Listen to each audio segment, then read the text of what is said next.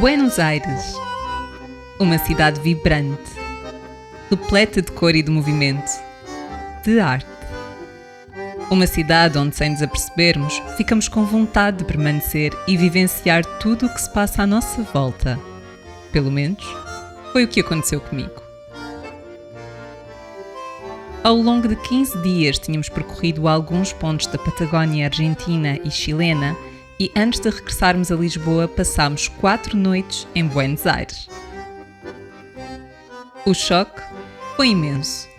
Tínhamos acabado de conhecer lugares com paisagens lindíssimas, puros, sítios quase intocados pelo ser humano. Conduzimos quilómetros em estradas isoladas e, de repente, estávamos na capital da Argentina. Chegámos durante a noite e observámos o movimento, a confusão. As estradas de apenas uma faixa que outrora percorremos na região da Patagónia deram lugar a 6 faixas em cada sentido.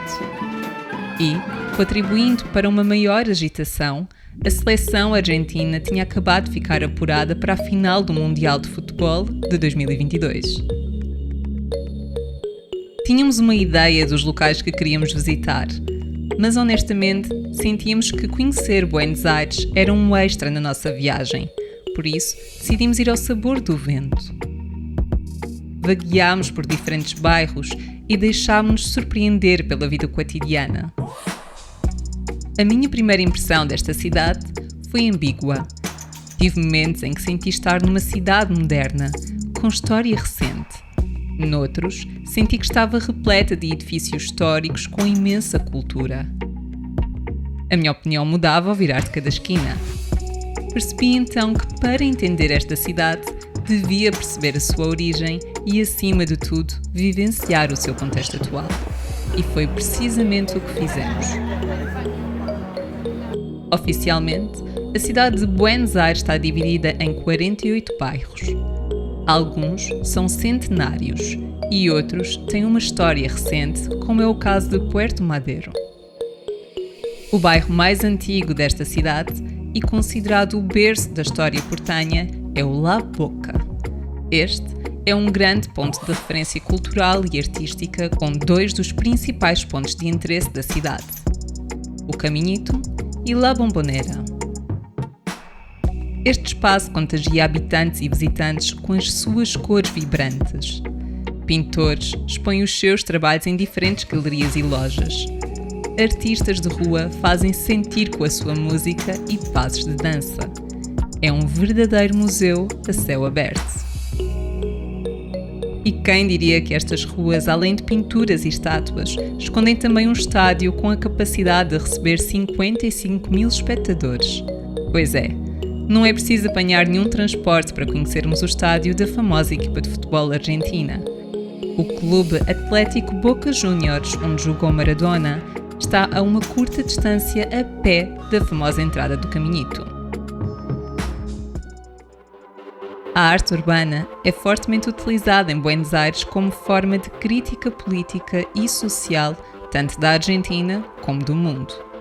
Diria que o bairro Palermo é um dos melhores locais para contemplarmos essas obras de arte. Existem inclusive tours dedicados somente à arte de rua.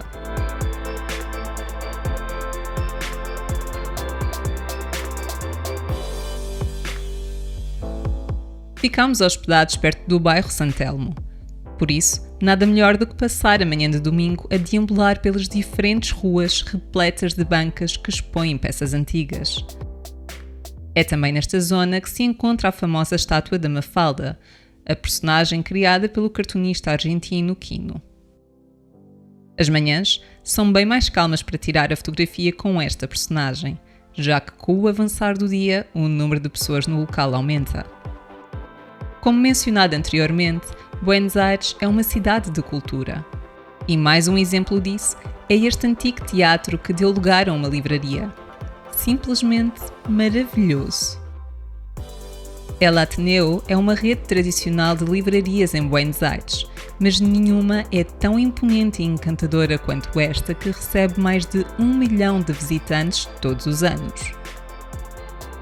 De acordo com um estudo recente, Buenos Aires é a cidade com mais livrarias por habitantes do mundo. Demorei quase um ano para escrever este texto e publicar este vídeo, mas isso não significa que não tenha gostado desta cidade. Acredito que em muitas situações seja necessário algum tempo e distanciamento para entendermos determinado país ou cidade. Se inicialmente achava que Buenos Aires seria um extra na nossa viagem, hoje em dia sinto que a viagem não estaria completa sem esta paragem. Se no primeiro dia tive pensamentos e sentimentos ambíguos em relação a esta cidade, ao fim de 4 dias tornou-se claro que é uma cidade feita à medida de muitas pessoas. Uma cidade onde os seus habitantes têm o dom da palavra através de diferentes formas de expressão. Uma cidade que se faz ouvir e onde colocam visitantes como nós a pensar. Se este é o teu primeiro vídeo sobre a nossa viagem neste país, poderás gostar de ver o episódio que se segue. Um pequeno resumo da nossa viagem pela região da Patagónia argentina e chilena. E se gostaste deste episódio, não te esqueças de subscrever e deixar o teu like.